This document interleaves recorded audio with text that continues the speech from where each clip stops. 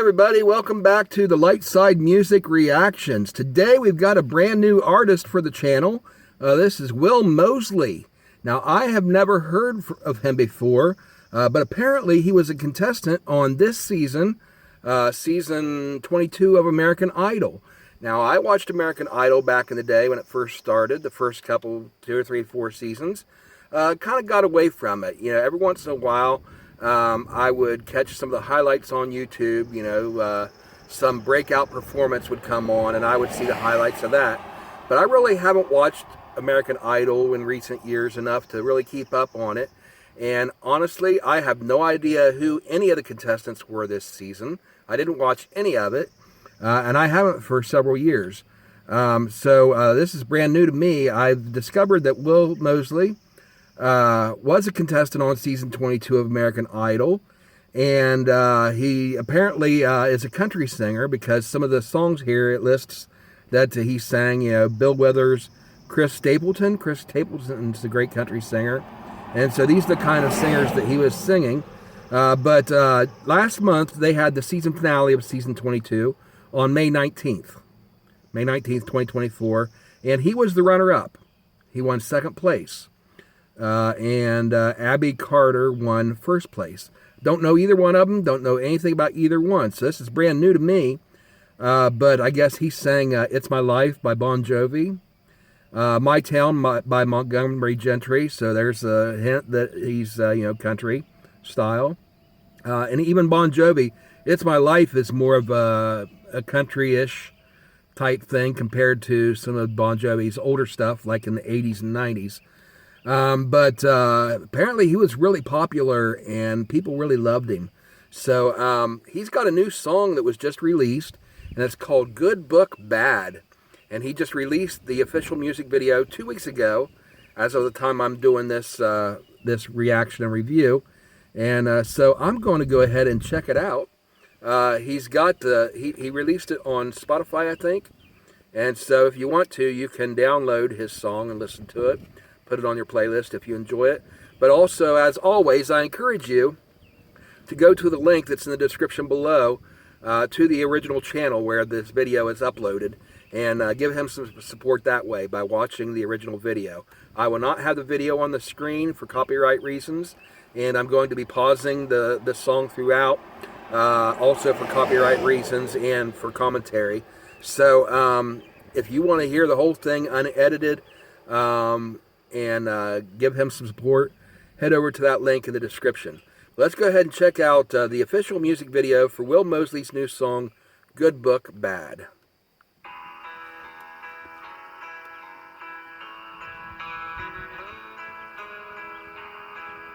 Carrying a guitar in a hard shell case. I used to, I play acoustic guitar. I've had a Christian rock band for about 20 years. I've commented on that on this channel about that before in great detail. In fact, we just released one of the songs off of our third CD, which we actually released the CD 20 years ago. This year was the 20th anniversary from the time we recorded it, and then next year, 2025, will be the 20th anniversary of when we released it. But we just released just this past weekend one of the songs off of that digitally online for the first time. So I'll put that link down below also, so you can head over and check out that song. And we're going to be releasing a new track off of that CD each month this year in celebration of our 20th anniversary of that CD. But anyway, yeah, back in the day when I first started playing guitar, I used a hard shell carrying case for my guitar. Nice and durable, and then over the years I ended up trading that in for a gig bag, which is like a softer material. It's very easy to, you know, sling over your shoulder and carry that way, so it's more convenient to have the gig bag. But those hard shell cases like he's carrying here in this video, they're very durable and a lot more easy to take care of your guitar in that way. So if any of you guys are interested in playing guitar and stuff, that's the pros and cons of a gig bag versus the hard shell case. The gig bag is a lot more easy for transportation, and for carrying between locations when you're going out and play and stuff. But the hard shell case, like he's got in this video, very durable, and it's a lot harder to damage your guitar using one of those. Okay, let's get back into it. He was 17, quarterback on the home team. All right, so already, yeah, we've talked about this recently. That's the formula for country music, is their story songs, and some of the best country songs out there are story songs. And it sounds like we're going to get a story here. So I don't know if this is going to be a tearjerker or not. Don't know anything about it, but you can judge basically by the beginning of it that it is going to be a story song. So let's go ahead and get back into it. Just a second. All right, sorry about that. I had to pause the video for a second. Here in my vehicle, I park outside my office here in order to do these videos. And a lot of times I'll have people just stop by, drive up, and start talking to me. So that's the case here. I just had somebody stop and talk to me for a few minutes. But let's get back into this. He's doing a story song. He was 17 is the lyric he just said. He was 17, quarterback on the home team. On the back road and in between his 5th and 6th beer. Okay. Very soft. The music you're hearing here is mainly, I think, piano. Might be some other instruments in there, but it's real soft, very subtle. You see him strumming his guitar here in the video, but you can't really hear it coming through on this version of the recording. Then he saw those blue lights and couldn't walk that straight line. Drunk driving. Mama cried when they bailed him out of there. His daddy cussed and Mama cried when they bailed him out of there. Yep, that's the old story. You know, your parents are there for you, and you make mistakes like that, and it just breaks their heart. Drunk driving, that's a big one. And a lot of times, when we're younger, we make mistakes like that, and hopefully we live to grow out of it. That's a dangerous thing. A lot of people have lost their lives drunk driving, and those that survive even sometimes cost the lives of others. So don't drink and drive. If you're going to drink, do it responsibly. Have a designated driver kind of stuff. But of course, the problem is, once you start drinking, you start to lose your judgment. And then you start to think, oh, I'm not really drunk. I can still handle it. I can still drive. I'm okay. And then you get behind the wheel, and before you know it, you're in trouble. Now, it sounds like here, it talks about the blue lights lighting up. Fortunately, he wasn't in an accident. The police pulled him over and stopped him. Apparently he was driving erratically, for the police to pull him over.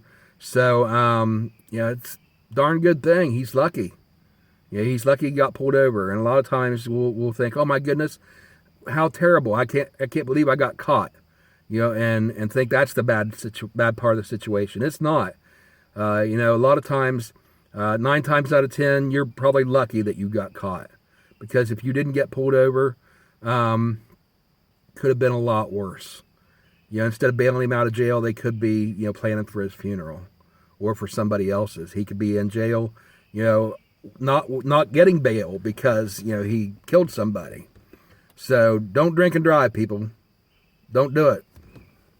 Okay, let's get back into it.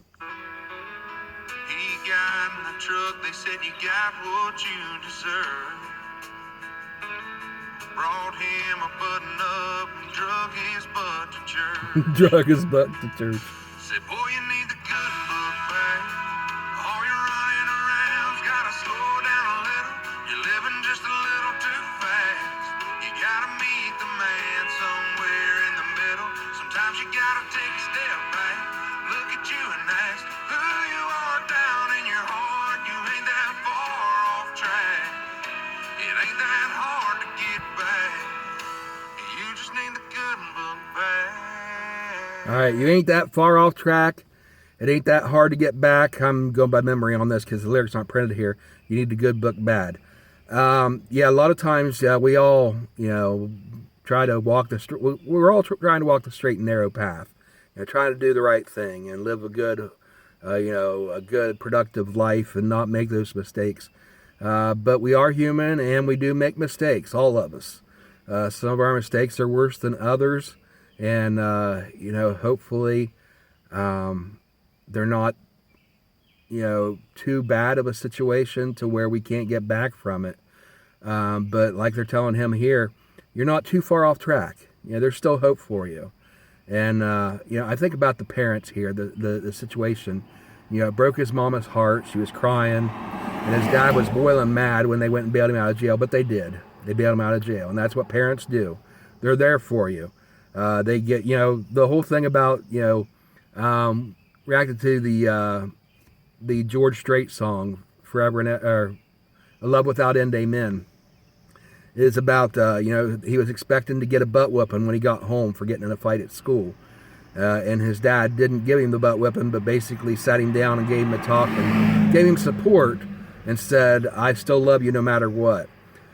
Sometimes you still get that butt whooping, and sometimes we need it. Like they said, you deserve it. You deserve what you're getting. You deserve to be sitting in that jail cell right now, and which is true. We deserve punishment. When we do wrong, we deserve to get punished for it. But at the same time, our parents still love us, and they're still there for us.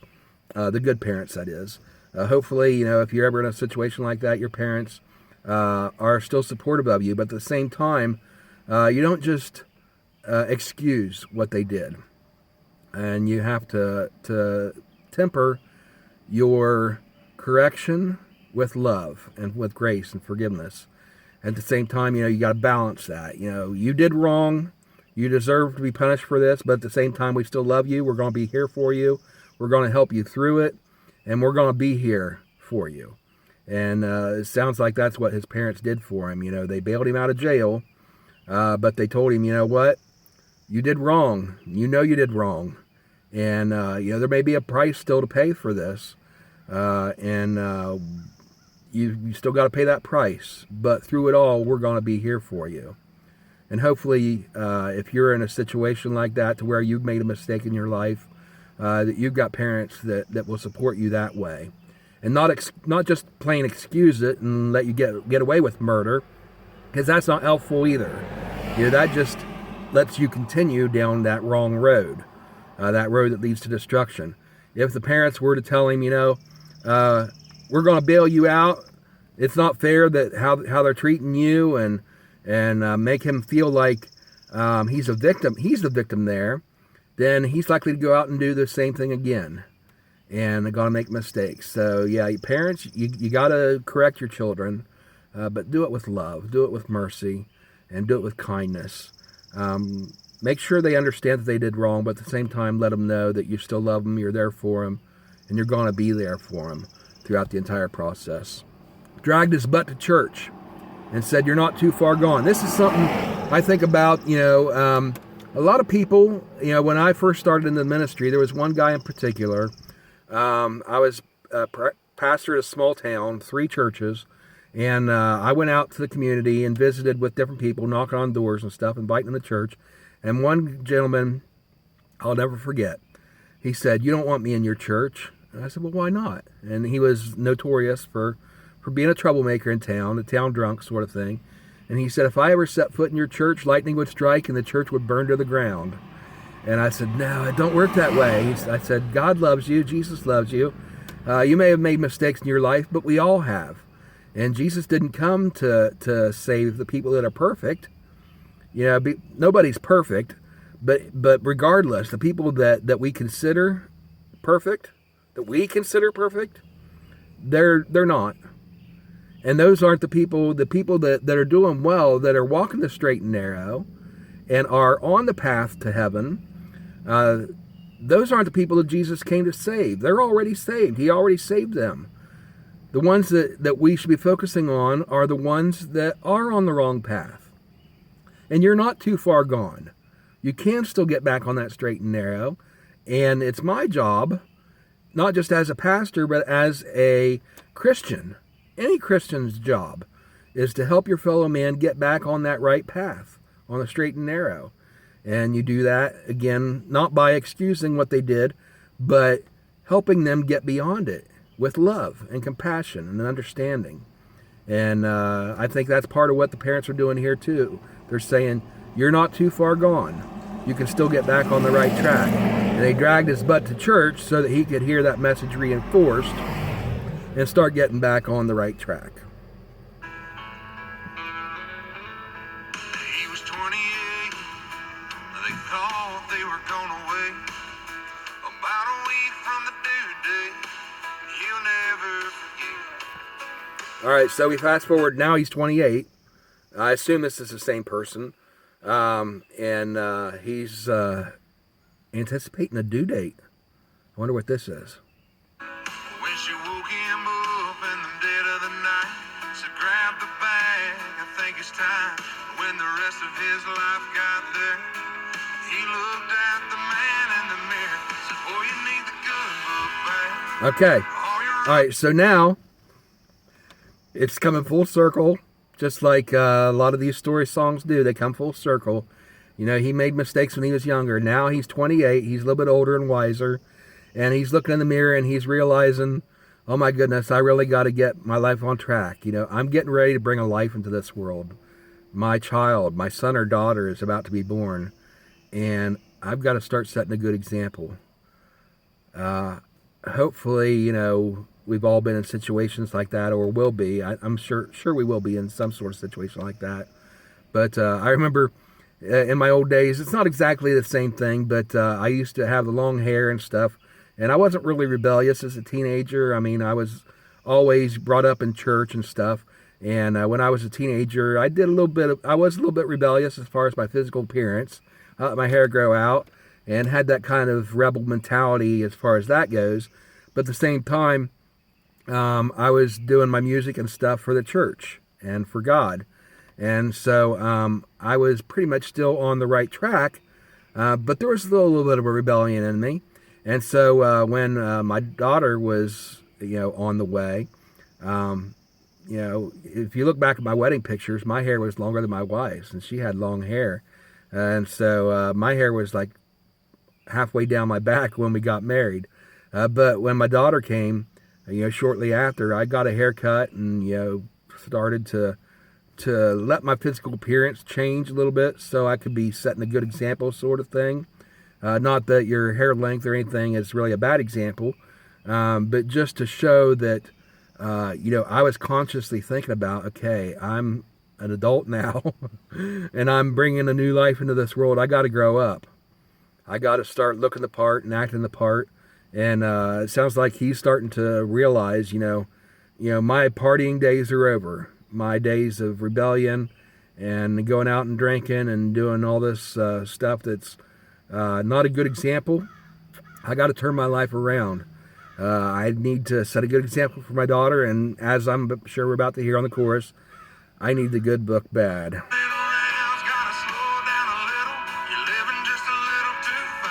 Just a little too fast. Somewhere in the middle, I like that.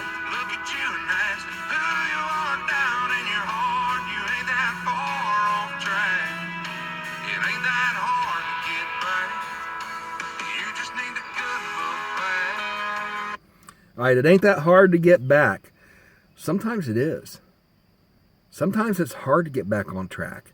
You think about, you know, here talk about alcohol. There's also drugs. There's many different kinds of addictions that you get involved in. And the farther you get down those roads, especially when you're considering addictions, it's harder and harder to break them the farther you get down that road. You're not a lost cause. As long as there's still breath in your body, there is still hope for you. You're still not too far gone.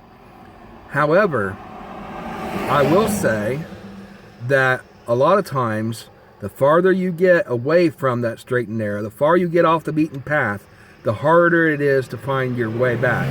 Think about a straight road, a highway, that you're walking down or driving down, and you get off on some sort of detour. Think about times when you have to take a detour because the road's closed or something. You get around all these twists and turns for miles and miles and miles.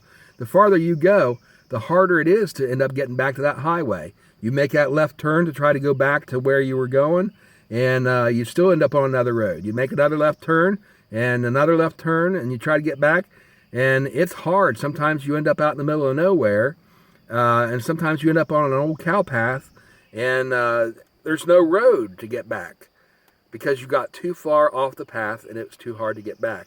So sometimes, it is you are too far gone to get back. But it's not because that God's given up on you. It's just that it's just so hard to get back on that straight and narrow, especially when an addiction is involved. So, best advice is don't get into it. These addictive activities and drugs and alcohol and stuff like that, drinking too much, partying, the whole lifestyle. The more you do of it, the harder it is to get back. And a lot of people think that way. They think, oh my goodness, I can just, I'm young. I can live it up while I'm young. I've got my whole life ahead of me to turn my life around and get back. It's not always that easy. Sometimes it is very hard to get back on track.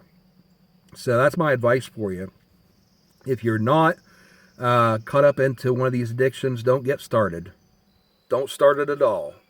And if you are not too far gone. You can still get back to the right path. It may be hard, maybe a long, difficult road, but you can do it. And hopefully you've got a good support group there that can help you. And if you don't, if you're in that situation, you don't have parents that you can talk to. You don't have somebody, that you can confide in to share your struggles with that is going to help you get back on the path. Go ahead and comment down below, and you can talk to me. And if you don't want to do it in public, you can private message me. I'm going to go ahead and put on here also this website. If you need to, go to this website. I put this on another video recently too. Call them or go online and talk to them if you need somebody to talk to and you don't want to do it in public and you don't want to do it with me or another stranger. And hopefully they can give you some advice and help you get back on that right path.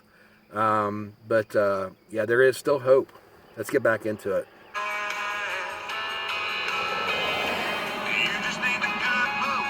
I like this song. I like his voice. He's got the classic country look, the long hair, the beard. He looks like some of the modern country singers that sing from the roots sort of thing. It's not this modern neo country sort of thing, but it's more like this is like a 90s, early 2000s country. I like the sound he's got here, and it's a really good sound. I'm liking this guy. My first time hearing him, I am really liking what I'm hearing. Okay, now he's going into the bridge. Let's see how he wraps up the song.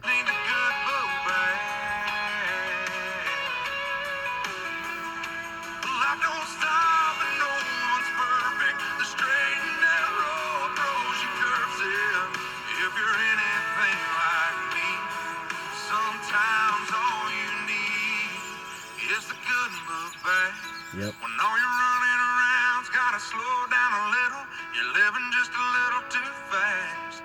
You gotta meet the man somewhere in the middle. Sometimes you gotta take a step back. Take a step back, look at yourself. You are down in your heart, you ain't that far off track.